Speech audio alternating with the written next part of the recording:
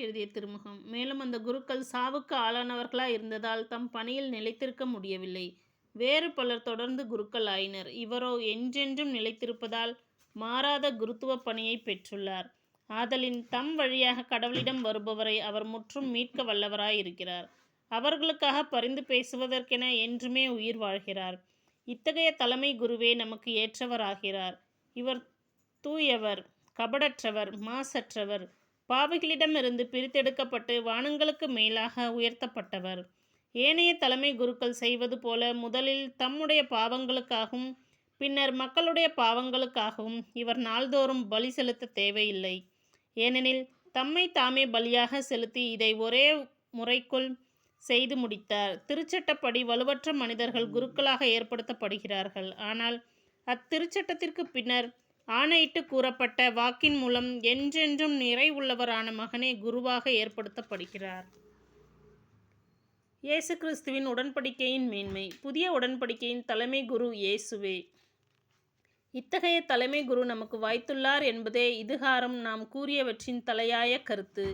இவர் விண்ணகத்தில் பெருமை மிகு கடவுளுடைய அரியணையின் வலது பக்கத்தில் வீற்றிருக்கிறார்.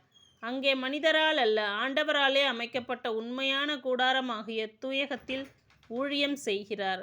ஒவ்வொரு தலைமை குருவும் காணிக்கைகளையும் பலிகளையும் செலுத்தவே ஏற்படுத்தப்பட்டிருக்கிறார். எனவே பலி செலுத்துவதற்கு இவரிடமும் ஏதேனும் ஒரு பொருள் கட்டாயம் இருக்க வேண்டும். உலகிலேயே இருந்திருப்பார் என்றால் இவர் குருவாக இருந்திருக்க மாட்டார். ஏனெனில் திருச்சட்டத்தின்படி காணிக்கைகளை செலுத்த ஏற்கனவே இங்கு குருமார்கள் இருக்கிறார்கள். இவர்கள் வழிபடும் இடம் விண்ணக கூடாரத்தின் சாயலும் நிழலுமே. மோசே கூடாரத்தை அமைத்தபோது, மலையில் உனக்கு காண்பிக்கப்பட்ட முறைப்படி நீ இவற்றையெல்லாம் செய்யுமாறு கவனித்துக்கொள் என்று கடவுள் பணித்தது இதை சுட்டி காட்டுகிறது. ஆனால் இவரோ அவர்களுடைய குருத்துவ பணியை விட மிக மேன்மையான குருத்துவ பணியை பெற்றிருக்கிறார். ஏனெனில் சீரிய வாக்குறுதிகளின் அடிப்படையில் செய்யப்பட்டு இவரை இணைப்பாளராக கொண்டிருக்கும் உடன்படிக்கை முந்திய உடன்படிக்கையை விட சிறப்பு மிக்கது. முதல் உடன்படிக்கை குறையற்றதாய் இருந்திருப்பின் இரண்டாம் உடன்படிக்கைக்கு இடமே இருந்திருக்காது. ஆனால் கடவுள் அவர்களது குற்றத்தை எடுத்து கூறி சொன்னது இதுவே: இதோ நாள்கள் வருகின்றன, அப்பொழுது இஸ்ரேல் வீட்டாரோடும் யூதாவின் வீட்டாரோடும் புதிய உடன்படிக்கை ஒன்றை செய்து கொள்வேன் என்கிறார் ஆண்டவர்.